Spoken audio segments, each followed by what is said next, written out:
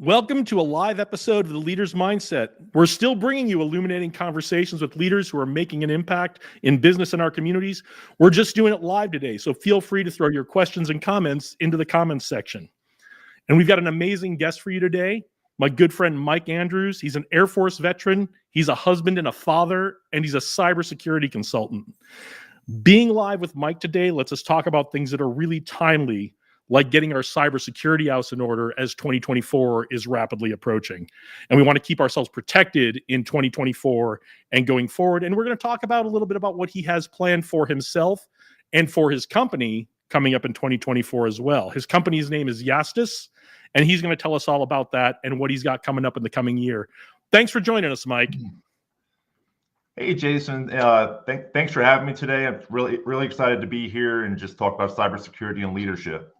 Yeah, fantastic. I know as a fellow Air Force vet, we have a lot to dive in on both of those things. So, but let's focus on the cybersecurity stuff, because I really do want to make sure that people understand the risk environment out there, and I want to make sure they understand how to protect themselves properly. But first, how did you get into the cybersecurity world, and how did that parallel your career in the Air Force? That's a great question. So my progression in the Air Force, I moved from telecommunications to doing network infrastructure requirements. And then in that requirements role, I volunteered to take on a new cybersecurity program in that office. And then that led to me going to the base cybersecurity office and eventually becoming the lead for cybersecurity as the information systems security manager. So overseeing cybersecurity for a network with 28,000 users. And then after that role, went on to be a contractor for Lockheed Martin, and then eventually start my own company in 2019 and go full-time into that in 2020. Yeah, and you've served the government in a number of ways, in the ways you just talked about, but you also worked in a program office at Wright-Patterson Air Force Base, Ohio, doing cybersecurity for some really exciting things that I hope you'll share a little bit with us about, whatever you're able to. But what made you put on the uniform in the first place? I always like to ask our veterans why they got into the military in the first place.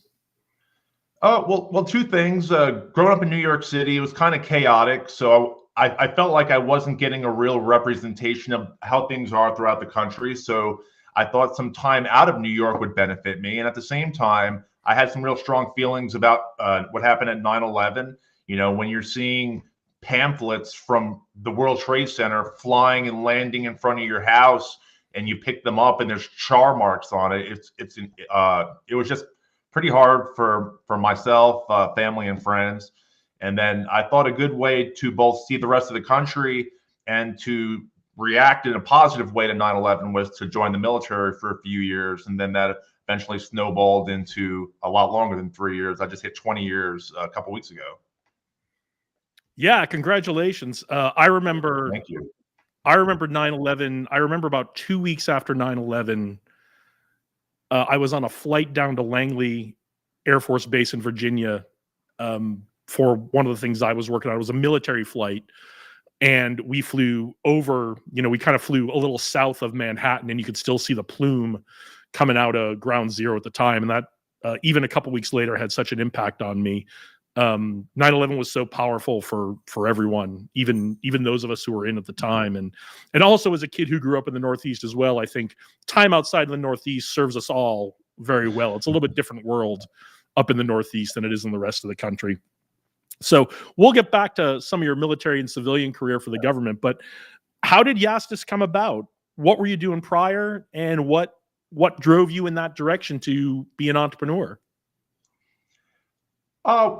I always wanted to do something entrepreneurial. It's just I kept coming across good things throughout my career in the government, and then I said, you know what, it's time just to make it happen. No matter how well things are going, I might make less money initially, but it's just time to do it, because I saw a real gap in the small to medium sized business market for cybersecurity, because companies are in that range are preoccupied, rightfully so, with their products, services, and growth. So I thought if I could come up with some ways to help them do cybersecurity effectively, even when they don't have the biggest budget, that was a specialty, since so much emphasis is placed on doing cybersecurity at the bigger companies, or working with the higher cost, robust consultants that are just, I thought, to be focused on maximizing revenue, and in many cases not doing what's best for the company that they're working with, the client. I think that's so perceptive, so incredible, because I know as a small business owner, and also from my time working in the government and also working with clients, there is this preoccupation with revenue, with profit, with procedures and operations, and the things that generate revenue. And sometimes things like cybersecurity get pushed to the side. And that's exactly why I wanted to have you on today, because while all of those other things are important, I think cybersecurity is something that needs to be in every founder and CEO and small business owners cross-check at their level, so that they can protect themselves. If you are in charge of an organization and you do not have cybersecurity in your cross-check, and you delegate that out without keeping tabs on it, it's probably going to be really negative for you. So now you're still serving in the Air National Guard, right? That's correct, Jason. Still serving in I'm a 17 Delta in the Air National Guard. That's a cyberspace operations officer. So my current role, I'm in charge of training for at the group level. So we have 8 squadrons around the country. Those are organizations that have around 110 people each, and we just make sure they have the proper training in order to serve on their federal and state missions. And prior to that, I was the lead for the plans and resources, where we just made sure everyone had the money to do their mission and they were getting plugged into the right missions, so we could be meaningfully contribute to the Air Force. And as part of that was the lead for exercise planning, just because, as you know, in the military, you practice 10 times before you do anything. Ideally, if you don't have the time to practice and have real scenarios, things don't go as well. It's been proven over time. That's perfect, because that leads in great to my next question. Thank you for your service, by the way, and thank you for your continued service after all these years. 20 years is a long time to be doing anything, I know from my career. So, but thank you for your service. So my question is, what have you learned from wearing the uniform, and especially knowing that you're involved in the training aspect of all of these Air Force squadrons? What have you learned from wearing the uniform that helps you with your business and helps you with your clients in the cybersecurity realm and running your own business? First off, thank you also for your service, also, Jason. It's been great to hear about your background. What I've learned is to deliver the training in a way that will be useful and actionable for the recipient. You might know the most technical term, but that's not always the term that is most relatable. And when you're delivering training and you're using highly technical terms and too many acronyms, as soon as people have that in their mind, are confused 2 or 3 times, they slowly drift and they just lose focus and they start thinking about other things. What am I going to have for lunch? You know, this training's boring, or I don't get it, and I'll just Google it later. So what I would say as far as training in any atmosphere is just make it easy to understand, and then check progress as you're going. Don't assume things are going well. Just ask, do you understand that? Do you want to slow down and expand on a given topic? Because if they're not receiving it in the way that you're intending to deliver it, it's kind of useless. You know what I mean? Yeah, for sure. And it's so critical for them to understand what their role is in the big picture of cybersecurity and protecting the organization, whether that's a for-profit company, a government entity, a nonprofit, making sure they understand they have a real role to help protect the organization. And that leads me to my next question. So when I was wearing a uniform, one of the biggest challenges we had with cybersecurity, both programs, but also the day-to-day getting people to do it, was we found that the human was kind of the weak link in the cybersecurity system. Do you still find that to be true? And how do you, beyond the training, how do you get the human piece of the cybersecurity system to stick with what they've learned and follow through on those processes? That's a great point. And the biggest thing we're seeing right now, and it's been this way for quite a while, is the phishing which is primarily targeting humans, and that's 85 to about 90% of all hacks are in some way related to phishing. And as you mentioned, the training, we need training to be recurring. A lot of times we see either one-time training or annual training, and it's the same stuff every year. It should be at least quarterly, and it doesn't have to be in a group. You can just send someone a link and say, watch this, or let's get together in a conference room and watch this. You also want to minimize the need for humans to do the right thing, because it can be hard, especially when you're busy or you're tired, to do the right thing. And I've seen very recently a lot of experts getting hacked. We've seen cybersecurity companies, cybersecurity absolute experts getting hacked. So if you can minimize the things that the user has to do by doing things like having strong two-factor authentication and phishing filters in your email, that goes a long way towards minimizing the chances of human error leading to something bad. Yeah, I'm a big believer in make the robots do the work. So anywhere we can automate something to protect ourselves, as long as we're using proper judgment with that, I think that's fantastic. And it's, I remember being in the Air Force and doing the annual computer-based training, the CBTs we all talked about, that never changed like over the course of 10 years about cybersecurity. And so you've made such a fantastic point about keeping that training fresh and applicable to individuals and kind of doing it often, because it is really easy, whether you're at the top of the company or you're just working, to get preoccupied with what you're doing and to get moving fast and to click on a link in an email because someone's either successfully phished you, sending you something you think is important, or in a lot of cases in the Air Force, we would all complain about doing these CBTs, but then inevitably someone would get caught in a phishing test that was being run by the cyber team or the comm squadron, and we'd all have to take our training again. Exactly. And one tip that I've seen others do, and I've been implementing myself, is when you see something real happen, it doesn't have to be a full data breach. It could be an attempt. So say you go to your audit logs, you see that there were 10 phishing attempts.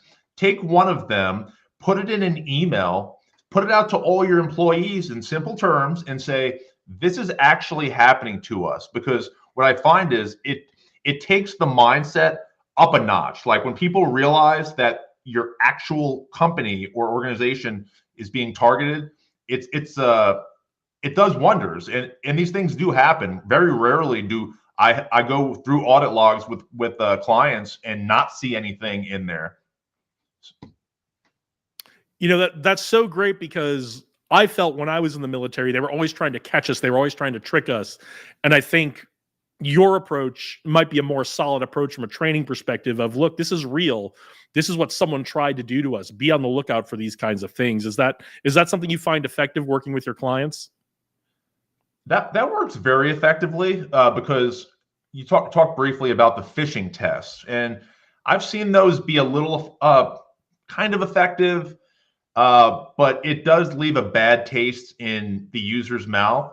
And many industry professionals, like if you go on Twitter, now called X, and to the cybersecurity area, or say you follow a lot of people, I'd say over 50% say it's not a bad idea, because you're making the user have a sour taste for cybersecurity. So instead of that, it's better to do some of the things we spoke about, like have the phishing filters, give those relevant examples of the phishing attempts at your organization or at a competitor's organization.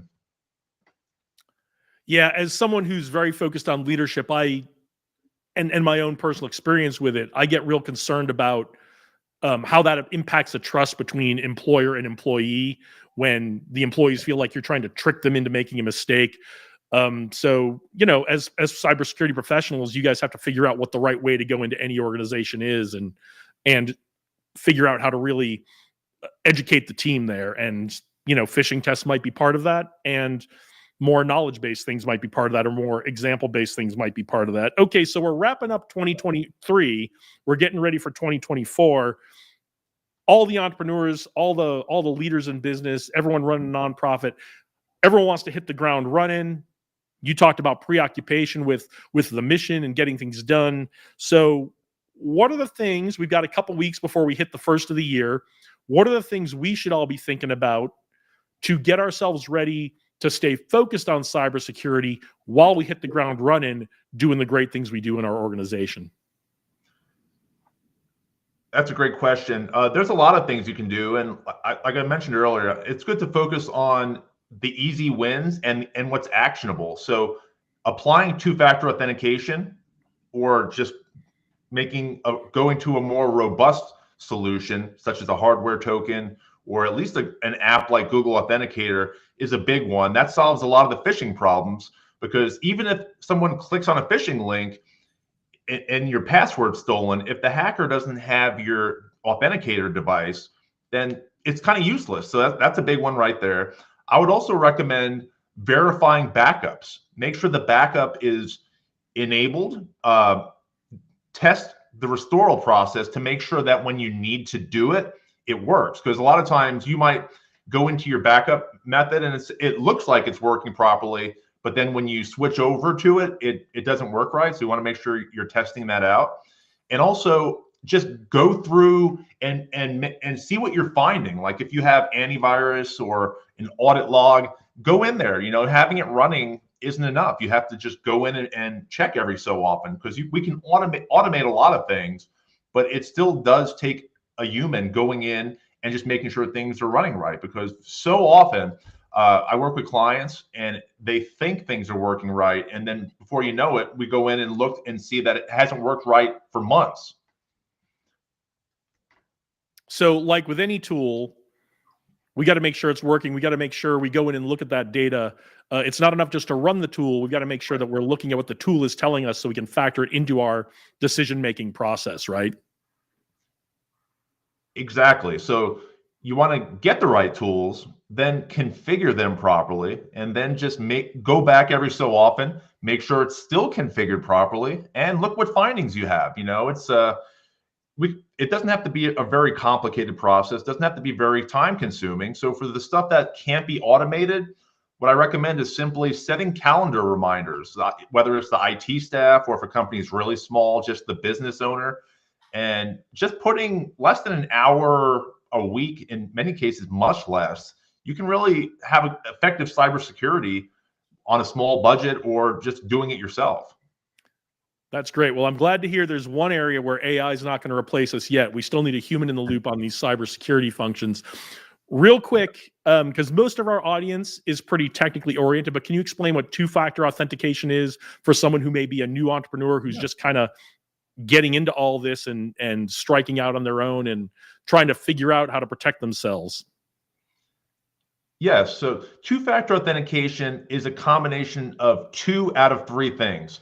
It's something you have, such as a authenticator app on your phone or a hardware key, something you know, such as a password or a PIN, and then lastly, something you are, which generally refers to biometrics, whether that's an eye scan, a palm scan, or something like that. So you don't want to pick 2 from the same category, or that's not two-factor authentication. And we actually see that a lot. Like we'll see an organization say, oh, well, we have passwords, but then they also have a PIN. And while that might add a layer, it's not actually true two-factor authentication. And there are some good solutions available. Like Google Authenticator is good. Microsoft has an authenticator product that's free. It's good. There's another popular one called Authy, AUTHY, which is good. And using that is infinitely better than using phone number based, whether it's call or text authentication, because that method is highly susceptible to SIM swap. And that's where someone goes to a phone store and tricks an employee or pays an employee to give them your phone number. And then before you know it, all your systems are compromised. Well, now that we've sufficiently scared everyone who's watching how easy these things are to do, besides two-factor authentication, what are some of your favorite tools, the ones that you use for your company or the ones that you recommend to your clients that would be great for our audience as they seek to protect themselves coming up here in 2024? So other than two-factor authentication, I think it's great to leverage Microsoft Defender for those of us on Windows, which Windows is surprisingly still the #1 operating system by a long shot, even though it gets a lot of complaints. And another one is just Microsoft OneDrive, which is their backup solution. And if not one of those, there's some other alternatives provided by Google that do similar things as part of the Google Workspace suite. So while those are commonly used, they do offer a lot of different tools often for free. Sometimes they're a couple bucks more a month, and but it's well worth it. And for a few $100s or less per month, you can really just have access to some solid tools and keep your system safe. Awesome. So for my fellow creators like me and my producer Sophia, who's sitting here holding her hand up because she wants to get my attention, we use Macs. So are there different tools for the Mac? Are there things we should be looking for Mac and Apple users? There are some tools you can access in the App Store.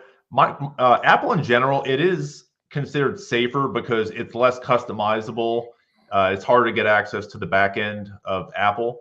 So what I'd recommend is just to go through the security settings and just make sure that the backup is working well. You want to just also make sure that the two-factor authentication is on. There is actually an iOS embedded authenticator version, kind of like we talked about Google Authenticator and Authy. You can just keep it even simpler and just use the one that's already there on your phone and just turn it on. And then you want to just look at the permissions and just make sure that it's not more than you need, right? Like a lot of apps, they request access to everything you have, and it's not good. Like you'll see silly stuff. Like you'll see restaurant reservation apps asking for access to all your photos. Like a lot of times, that's just an example, but a lot of times it doesn't make sense to really just keep it minimum. Consider using virtual private network, VPN, when you're on a vulnerable connection.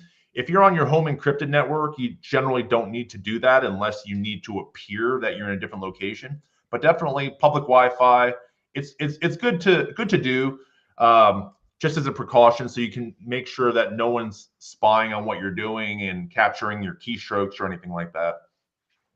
Fantastic. I just had that actually happen to me, I think yesterday, where an app said, do you want to give this app access to all your photos? And why would I give this app access to any of my photos? So great point. So we talked about we talked about permissions, we talked about backups, we talked about VPNs a little bit.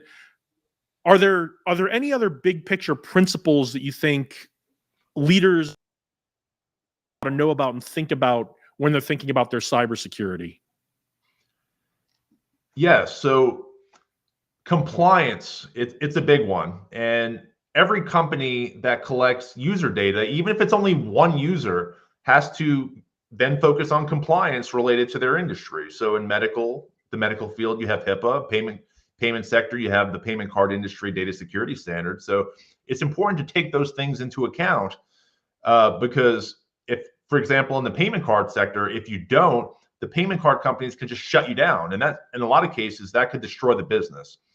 So it is understood that even when you do cybersecurity well, things still happen, right? Like we've seen even big cybersecurity providers like was it Cloudflare and others, Microsoft, get hacked themselves. So a provider might say, well, why should I trust them? They don't know what they're doing. And they actually do. You know, it can happen. So the important thing to focus on is due diligence goes a long way. You know, show that you've done the effort, show that you've implemented tools, show that you have someone addressing your cybersecurity every so often. You know, show that your board meetings discuss cybersecurity, because after all, cyber risk is business risk. It's not something completely different. And so if you do the due diligence and then you report the incidents in a timely manner, whether it's to your state regulator, which is a requirement in just about every state, you know, your clients, your partners, your service providers, your investors, the impact will generally be minimal, even if something bad does happen. So that's what I would say, is just focus on the compliance a little more, and it should help you you'll be good to go. Well, you've already answered my next question, because my next question was going to be I hear a lot of entrepreneurs saying, I'm not big enough that anybody's interested in coming after me. I don't really need to worry about cybersecurity, right? And I think you really hit the nail on the head with this by saying cyber risk is business risk. And it's just like your financial risk, just like your operational risk. Cybersecurity risk is something every business owner, every leader who's running a team needs to factor in for the risk to their revenue, the risk to their profit, but also the risk to their people as well. So thank you for getting into that. That was going to be my next question, but we're already past that. So awesome. Now, we both live here in Las Vegas. That's how we got to know each other, through the tech community here. We've had a couple incidents in the last few months here in Las Vegas with some big resort properties. What are your perspectives on these events, and what are the takeaways you got from what's happened here in Las Vegas the last few months? Very true. And at recent presentations, the questions section is completely dominated by those. No one asking anything about it at my company, which is fine. It's to be expected. But what happened was a hacking group called Scattered Spider, which is largely younger folks around 18 to 23 years old. They did phishing. Basically, what they did was they went to LinkedIn. They looked for administrator from MGM that looked like they would have a lot of access, and then they documented their information, and they called the MGM help desk and pretended to be them. And apparently MGM asked very simple questions. This was verified by some insiders in an article I saw recently. And then they got access. So then they go into the system, and what you want to do from the hacking perspective at that point is just look around to get more access, and to better understand the system. And so they did that. And then MGM started to realize what was happening at that point. And they started shutting stuff down. And then the hackers knew at that moment that MGM was kind of catching on. So they reached out. They asked for a ransom.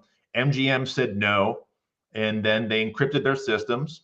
And employees and the guests started having a lot of disruptions, having to manually check in and couldn't access their reward system a lot of the time. If I understand right, they couldn't even get into room. They couldn't even use room keys at one point. Oh yeah. Yeah. So the fact that properties all over the country and then the various systems within MGM were all targeted, it shows you that there was not proper segmentation in place, right? Because you want to segment your systems so a problem in zone A, for example, doesn't impact zone B or zone C. So the fact that we're seeing reservation systems and reward systems both be impacted by the same incident, it makes it so it's not hard to see that it wasn't really granular enough. The access was too broad. So the takeaway from that is to give less access, right? So say you're a company with 10 users. Do all 10 need to be administrators? No, maybe 2 can be administrators. You don't want it to be 1 in case that employee leaves, or to use the common example as, get hit by the bus. Mm-hmm. So minimize the access to only what's needed, and then segment your systems. So that way, if there's a hacker in system A, they're not also in system B.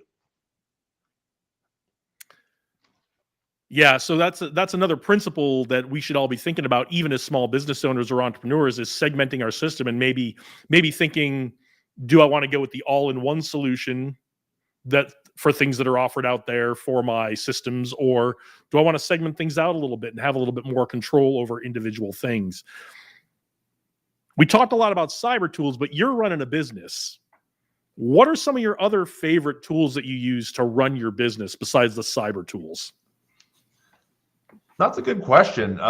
As you know, and social media is becoming an increasingly big part of what a business does. And that's new to me because my background is highly technical, and consulting is heavily reliant on sales. So you have to get your name out there. So some things I use to help with social media are just Canva for graphic design, ChatGPT 4, for help also with graphics, but also for developing checklists. To caveat that, that's about an 80% solution. You can't skip out on, the case specific human knowledge, because what it will give you is going to be way too broad. But it is useful though. So those are the main ones I've been using, and then just Adobe products. And then I use some assessment automation tools from the Center for Internet Security. And I've been demoing some software, some compliance software tools to help with risk assessments from a few different providers, and recently signed a partnership with one. So I hope in the near future to start using their software more, and also working with them as they onboard, train, and provide ongoing support to clients with that software. Outstanding. Yeah. For some reason in the Air Force, we were always really concerned about people getting hit by buses all the time, and that was the example we always used about why we needed someone else to be involved with something. All right, shifting gears a bit. What are your goals for your company in 2024? Tell us a little about your company, and what are you focused on right now to meet those goals in 2024? That's a great question. So the primary goal is to triple revenue in 2024, which should be manageable. It's currently in my company, it's me and 3 freelancers. So I hope by the end of the year to be up to at least 5 employees, and within that, maybe 3 more consultants and a couple of salespeople, probably around the midpoint of the year. Also want for 2024 to release a training three training products, one for management, one for IT staff, and then one for users. And just to put that on various training platforms such as Udemy, just do that a little more and focus on some of the more scalable solutions, because consulting, if it's one-on-one, that's not very scalable, right? One person, no matter how effective, can only do so much. So, and then lastly, is to get 25 contracts by a referral, since in consulting, referral business is so important, as you probably know just as well, if not better than me. Well, I love to see clear, measurable, and achievable goals. So we have nothing to talk about how you've set your goals. Those sound fantastic. What I'm really interested in is, as you grow your team, what kind of development are you going to need to do with them? Are you going to bring on folks who already know how to do online training programs? What's the path you're going to need to take to get to the end of the year with your team and developing them? Just to focus on repeatable processes, kind of like in the military. That's been one of the most useful parts of the military, is showing the fact that you can't hoard the knowledge. You might feel valuable in the moment, but you need to focus on the continuity and make it so if you're gone for whatever reason, things still run well. So I want to really simplify it, put a system in place, kind of like you would see in the New England Patriots, right? So like, how does Bill Belichick, he may have had Tom Brady, but most people would agree that other than Tom Brady, he got a lot out of average talent in many cases. Not to say I'm going to be looking to hire average employees, but I want to have great employees and great systems in place for those employees to use. Because if you have both, I don't see how you can really fail. But as far as the training program development, that's definitely going to be a priority consideration when hiring, is that someone understands cybersecurity, but has also worked on training programs. And then on the sales side, I want people that have proven experience in tech service specific sales, because many others I've found from working with them and just being out in the community are more focused on helping some influencer, right?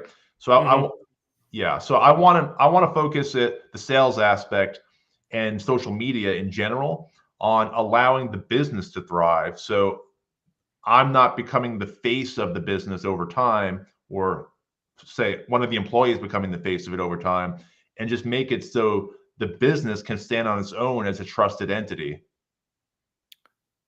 I think the New England Patriots saying this as a Patriots fan, and how they've performed the last couple of years are a really great example of when you do lose a few key people in your talent and you haven't made provisions for. We always said leaving it better than you found it, right? I liked how you put it in. You can't hoard knowledge. That's a great way to put it if you want to leave things better than you found it. But I think the Patriots, if you're a sports fan and you're following the Patriots this year, it's a really great example of what happens when you do have a few key people who are kind of holding everything together. So it's important to watch for. Absolutely. As I stated earlier, we got to know each other through Tech Alley and the Las Vegas tech community, and you've been a big part of that and contributing to that. What is the contribution you'd like to leave to the Vegas tech scene this year coming up in 2024? Yes, the Vegas tech scene has been phenomenal between Tech Alley, Startup Vegas, Startup NV. They're definitely, and even the government officials have had, from everything I've seen, have been highly supportive. So over and over again, I try to find different ways to literally offer free services, such as the free cybersecurity review. More recently, the free cybersecurity plan, which is pretty similar but more forward-looking rather than current day. And I do that, one, to be a resource, but also so that companies of every size have access to someone that has legitimate cybersecurity knowledge, because a lot of times these smaller companies are focused on, like we spoke about earlier, the products and services, and also they just can't hire someone to do cybersecurity full time. It does, even if they could, it doesn't really make sense because they don't need someone 40 hours a week. So if a lot of companies, or even most companies involved in these tech communities, know that these services exist, they've seen me offer that in multiple ways, I feel really good about the contribution because they've had access to it. Whether they chose to use it or not is their personal choice. And by them having access to it, it feels like a win to me, other than just the great collaboration and just meeting great people in the community. Well, I do see you out there being part of the community and collaborating, and I think providing that access and that knowledge to the community is going to be a huge help as our tech community grows. Cybersecurity is going to become a real point we all need to be paying attention to in 2024, I think. Shifting gears a little bit more, you came in to the Air Force as a young buck, just like I did. I know I came in for certain reasons and stayed for for other reasons, but how have your views on teamwork and leadership changed over all the years of being in the Air Force, working for the government as a civilian, working in the Air National Guard, and being an entrepreneur? It's definitely been an ongoing learning experience, just by going to work every day in whatever role it was, whether government civilian, contractor, or employee. So what I've learned is it's important to, everyone says, oh, I embrace people, I want to support my people. But then many times we'll see, for example, a leader withhold training or try to get someone to not take a different job because they want them to stay in their current job. And I've learned, for me, that's become a high level item to not ever do, because you want to have a good culture and stuff. But if you're doing anything to hold people back just for your own purposes, I would want to avoid that. And that's in the cybersecurity business, on the military side, and any other role. It's just, if you say you support your people, support your people. And that's from day one. Not even day one of work. Day one, it should be day one of the hiring process, right? Like if you're accepting applications online and you're not even getting back to people and saying you didn't get the job, to me, that's not appropriate, right? Because it should start at minute one, should last for their entire tenure, and then even last past their tenure. Like if they want to come back later on, I wouldn't recommend saying, oh, well, you left us once, you'll probably leave us again. Keep those relationships positive whenever you can. It's so crazy because I noticed the same thing coming off of active duty almost 10 years ago now. I think we get wearing the uniform, we get used to the inevitability of everyone who's wearing that uniform, who's working with us, is going to move on at some point, and relatively quickly, within 18 months to 3 years, for the most part, they're going to move on. And we get real used to that. And it was surprising to me how much I saw outside of the military, where people were really kind of actively trying to keep people from moving on to better opportunities. And I think you're right. I think we do need to, if we say we support our people, we have to follow through on that from minute one, we're having the conversation about, do you want to come be part of our team? A really great mentor of mine always used to say, core values can't just be a poster you put up on the wall. If you say you support your people, you really have to live that every day through your words and actions. So I appreciate you pointing it out. I think it's a lesson that can never be learned too many times. Absolutely. So what was one of the best mistakes you've ever made, and what did you learn from it? Well, coming into the business, having almost entirely a government background, I did have a bachelor's in business administration, which exposed me to a little bit of business, but that's not being a practitioner. So my mistake was thinking that having a long career of technical success would be enough. And in a business like consulting, it's flat out not at all enough. And it was a big mistake. And I was kind of stubborn about it for a good while when I started the business in 2019, and it lasted for quite a while. Like I'd be talking to potential clients or industry peers, and I would basically say, like, if they can't see like what we're offering, then it's fine. But so now I'm a bit more focused on being effective at sales, because I can't help companies if they don't want to work with us. And if I just throw geeky technical language at them, I might be accurate, but I'm probably not going to get the contract. So it's important to focus on your product and service, but also don't think that it's going to be enough to allow you to not focus on sales as well. I had learned the same lesson, and it is something that, while I have improved over the years, I still need to remind myself of somewhat often. So I think it's the lesson everyone who's coming from being a technical expert to turning that into consulting or entrepreneur business needs to stay focused on. Who is someone you admire as a leader, whether that's in business or somewhere else? Oh, that's a good question. Someone, just to give a very local example, I would say Peter from Startup Vegas is someone that I admire in that regard, because it's easy to mention, one of the many billionaires out there that's doing it, for example. But Peter, he's someone that I highly respect, because he's proven himself in multiple different businesses in the past through his startup background. He's highly collaborative within the community.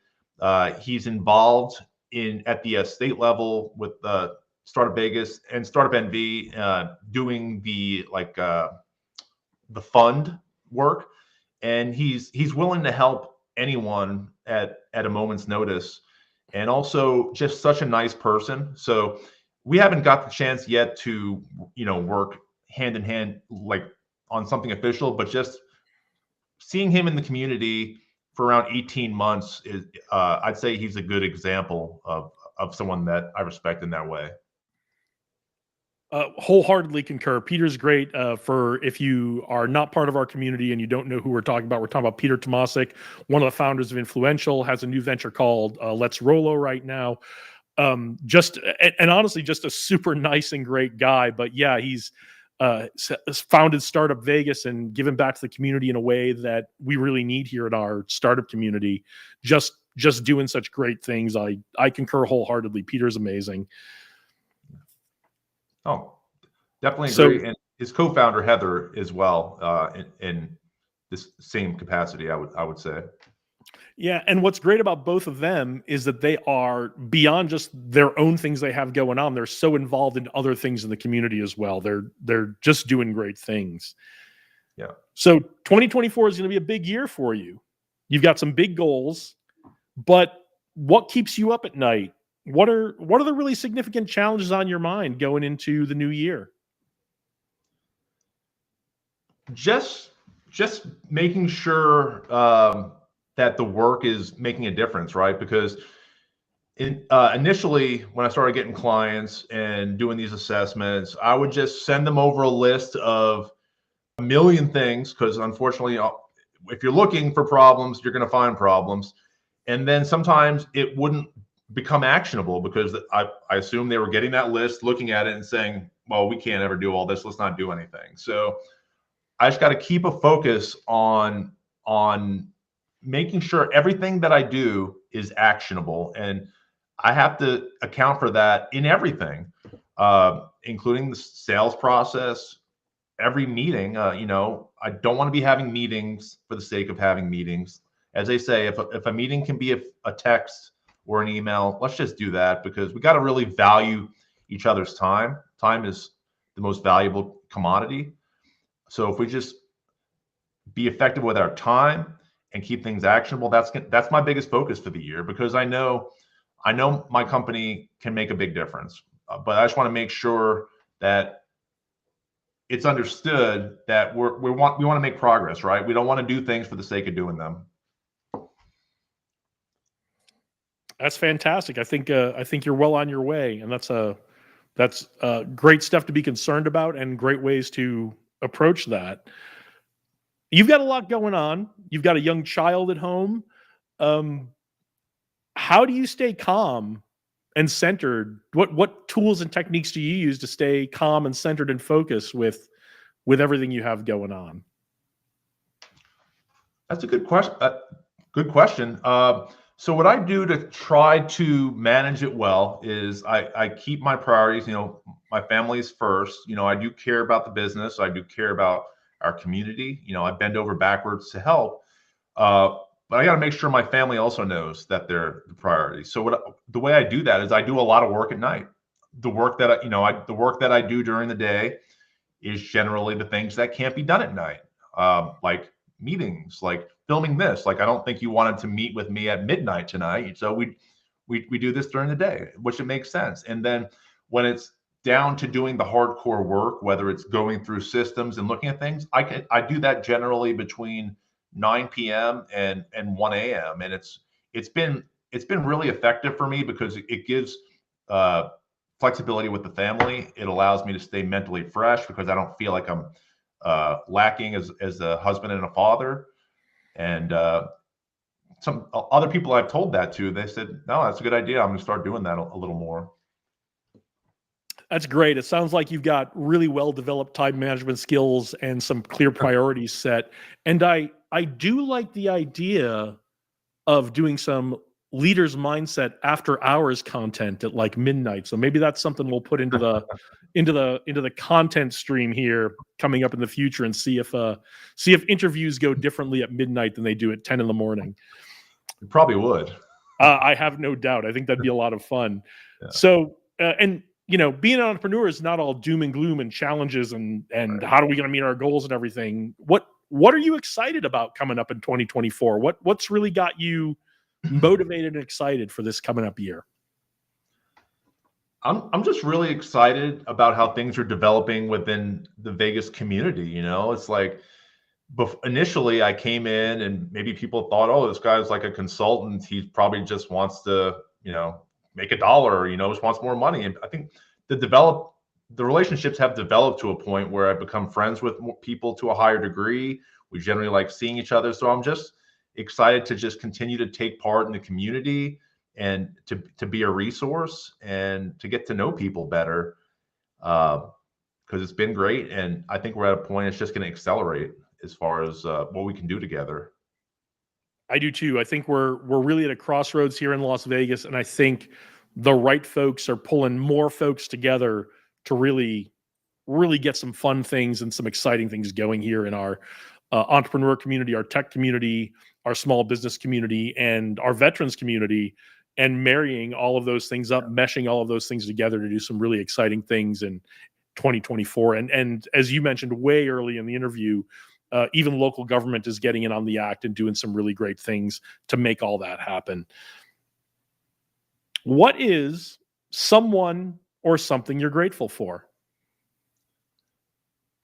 Something I'm grateful for. I mean, it's probably the easy answer, but it's definitely been my wife, because growing up, my parents had kind of a combative relationship, and my father would keep a lot of information from my mom, financial stuff, things he's doing. So just truly learning, and it wasn't immediately, but just learning the value of effective partnership. It's made it so much easier because as a guy, I don't know how it is for others, but you want to have a companion, and you worry about that. So once that's out of the way, and it's proven over time to just be such like we're in lockstep, it it feels like rocket fuel for everything else, just not having to worry about that. So uh, that's the easy answer.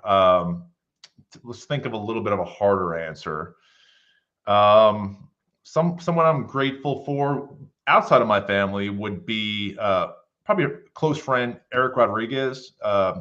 We've known each other for most of my career. He's been in longer than me. He's about 10 years older than me, but he's so well versed. I mean, he's a I think the highest level black belt in multiple disciplines of kung fu or Mhm. karate. I don't know all the terms. He's been a pastor before. He's served in the government in every capacity. He's had multiple businesses, and he's the calmest person I know, probably. And he's just like a Zen master. So I really appreciate him for that. That's great, and thank you for sharing about your family, because relationships are really what make everything go around, right? That's what makes life worth living. And I don't think I've had anyone come on this show and not talk about how they're grateful for their family. But I also like how you added someone who's had an impact on you, because that's what this podcast is all about: is how we make an impact on others. And that's really great. So what's some advice you would give to future leaders, whether they're in government, wearing a uniform, entrepreneur, community builder? What's some leadership advice you would give, especially for someone who's interested in a career in tech? Definitely. So one thing that's been really beneficial to me is to have technical and business experience, so I can be the go-between between the business people and the technology people, because a lot of the business people don't understand technology that well, and a lot of technology people just want to talk about the cool features, and the business people don't care. So what I would say is to learn the other perspective. If you're a business person, learn the technical perspective a little deeper. If you're a technical person, learn the business side a little deeper, because it'll just strengthen every working relationship. Yeah, and not only will it strengthen your relationships, it'll help you develop your strategic thinking and your critical thinking skills as well. So I fully support that idea. Is get to know as many different aspects of the business you're in, the company you're in, and the industry you're in, and what you can learn from other disciplines to make ourselves stronger at the things we do. So, what else should we know about Mike Andrews and Yastis, and where can everyone find you?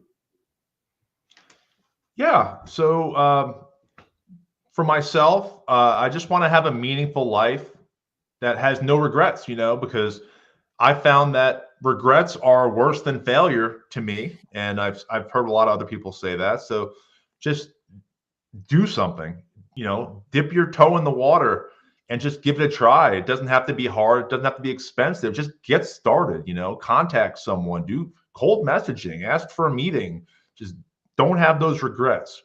As far as Yastis, it might seem like a dull, like just old consulting company, but I do have exciting plans for it in some other regards, whether it's products, training, and events. So I'm really looking forward to the future, both in the next year and over the 5 year span, and looking forward to developing partnerships for both business and in the community.